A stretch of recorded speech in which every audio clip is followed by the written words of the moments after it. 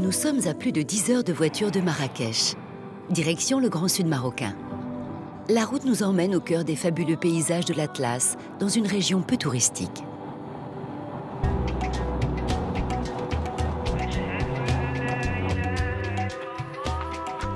Il est en train de pomper.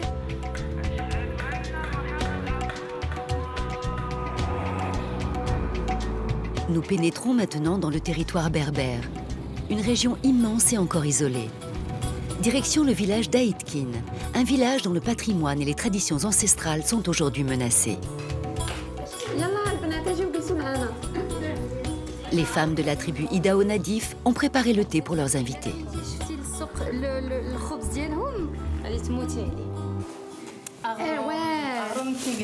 Le petit garçon vient nous apporter du pain fait maison, cuit au four à la maison. C'est du vrai pain d'ici, on va le montrer. C'est très différent.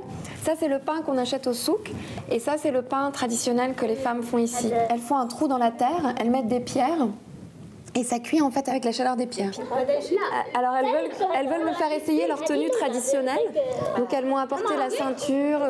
Enfin, je vais voir, je ne sais pas ce que c'est, mais je vais me laisser faire.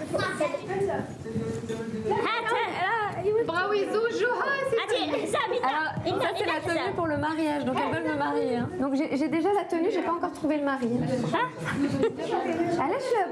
Pourquoi est-ce que vous voulez m'habiller avec ces vêtements? Pour te montrer comment on s'habille pour les fêtes. Pour les mariages, par exemple. Ou pour l'Aïd. Pour pouvoir danser, parce qu'en fait, ça fait un son particulier quand on le fait. Voilà, un son et une lumière. C'est un accessoire de danse. Alors, vous allez m'apprendre à danser? Oui.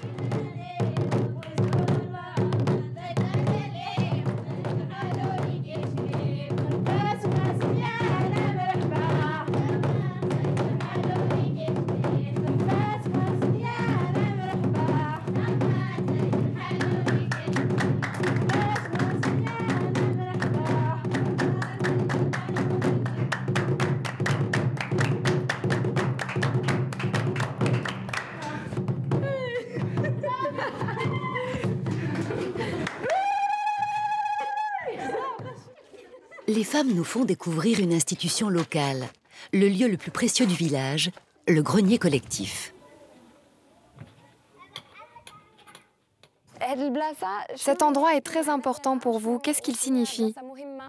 Oui, il est très important. Pourquoi? C'est un endroit ancien, traditionnel. Les gens y stockent des réserves de nourriture et tout ce qui est précieux. Ça fait? Le grenier est à la fois une banque et une forteresse. C'est de cet endroit que dépendait la survie du village, notamment à l'époque des guerres tribales et des pillages. En plus d'y déposer les objets précieux, on y entrepose les récoltes des villageois comme l'orge, les oignons séchés ou les dattes.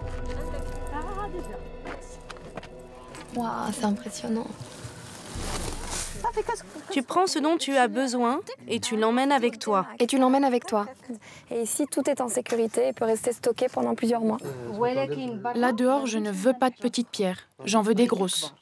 Seulement des grosses. Ce grenier, comme beaucoup d'autres, date de plusieurs siècles. C'est Salima Nadji qui les restaure aujourd'hui. Cet architecte œuvre depuis 20 ans en collaboration avec les populations locales pour restaurer le patrimoine berbère. J'ai eu la chance de rencontrer des maîtres maçons, des maîtres artisans. J'ai essayé de les encourager de toutes les façons possibles. Parce que, si vous voulez, derrière tous ces savoir-faire, il y a des modes d'être, des modes d'habiter. Il y a, pour moi, une culture, une civilisation qui est un héritage, je pense, de toutes ces civilisations des oasis. Donc on a peut-être au moins 10 siècles comme ça qui seraient effacés. Et donc pour moi l'enjeu, c'est que tout ceci reste le plus longtemps possible. C'est pas toujours simple, parce que comme on peut le voir derrière nous, le béton est en train de prendre une place de plus en plus importante. C'est-à-dire que pour les habitants de ces villages, l'idée de construire en faïence, en carrelage, en béton, c'est être plus moderne, donc plus évolué. Les gens vous disent, on ne va pas vivre comme des animaux dans la terre. On ne va pas continuer à vivre comme nos aïeux dans les ténèbres. Maintenant, les femmes notamment, elles veulent cette modernité, qui est une modernité de pacotille. Du coup, dans mon travail, il y a à la fois, bien sûr, une restauration, je dirais, classique, mais il y a surtout une grande sensibilisation et un grand accompagnement de façon à ce que, certes, on s'occupe du grenier, mais on n'oublie pas aussi tout ce qu'il y a autour.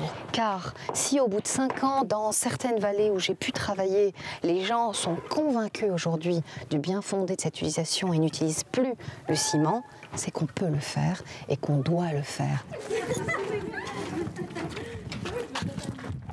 Thomas, alors vous, si vous vous mariez, est-ce que vous préférez habiter une maison traditionnelle ou une maison en béton? Dans le village, n'importe quelle fille rêverait d'une maison comme celle-là. Pourquoi? Nous, on vit dans des maisons en terre, mais on voudrait changer. On voudrait une belle cuisine.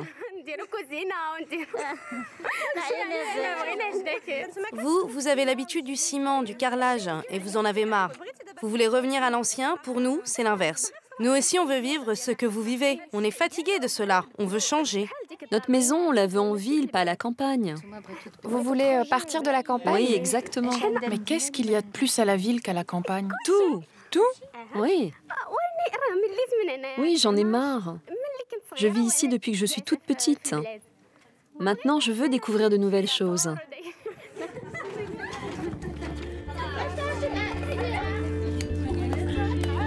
Consciente des aspirations des villageois, Salima essaye de leur proposer des compromis, comme par exemple ouvrir des chambres d'hôtes pour faire découvrir la richesse de ce patrimoine méconnu, tout en rendant la vie plus facile aux habitants.